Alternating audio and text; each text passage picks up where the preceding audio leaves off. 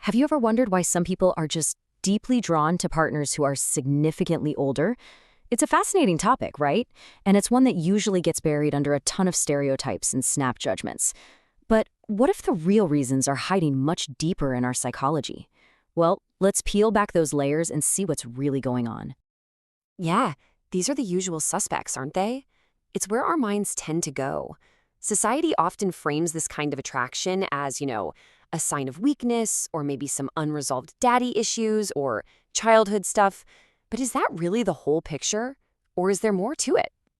You guessed it, the reality is so much more nuanced. Think of it like a giant iceberg. What we all see on the surface are those easy stereotypes. But underneath, psychologically speaking, the attraction to an older partner is often driven by these deep emotional needs and personality traits that have absolutely nothing to do with a simple power dynamic. So let's do it. Let's start by pushing past all those surface-level stereotypes. It is time to deconstruct the common myths and see what the psychology actually tells us. Okay, first up is something that's really a core human need for a lot of people, the search for stability. For many, feeling emotionally safe isn't just a nice little bonus in a relationship, it's the single most attractive quality a partner can have. And this is where perception is everything. Older partners are often seen as being more emotionally grounded. They're perceived as calmer, more predictable, and way less reactive to drama. Now, if you're someone who thrives on peace rather than, say, chaotic passion, that feeling of safety can be an incredibly powerful magnet.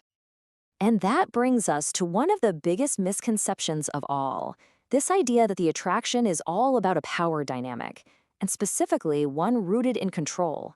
It's time to reframe that whole conversation. So here's where the common myth just totally clashes with the psychological reality. The myth says that people seek out an older partner because deep down they want to be controlled. But the reality?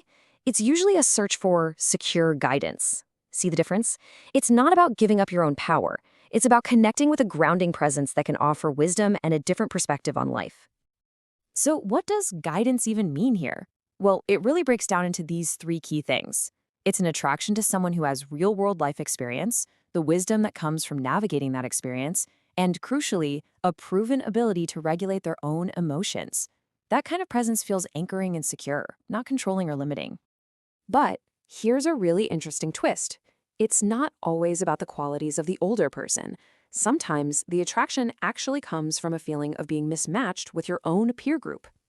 Psychology actually has a name for this. It's called emotional age discrepancy. It's basically when you feel emotionally older than your actual age.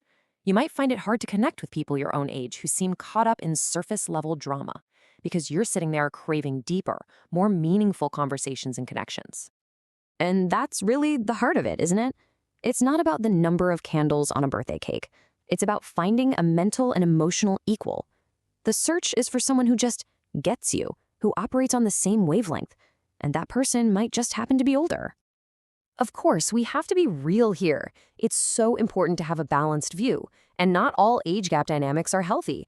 Psychology is pretty clear about where that line gets drawn, so let's take a look at the warning signs we all need to recognize. Okay, let's break this down. On one side, a healthy foundation is built on things like mutual respect, autonomy for both people, and a real sense of emotional equality. It's a conscious choice made by two independent adults.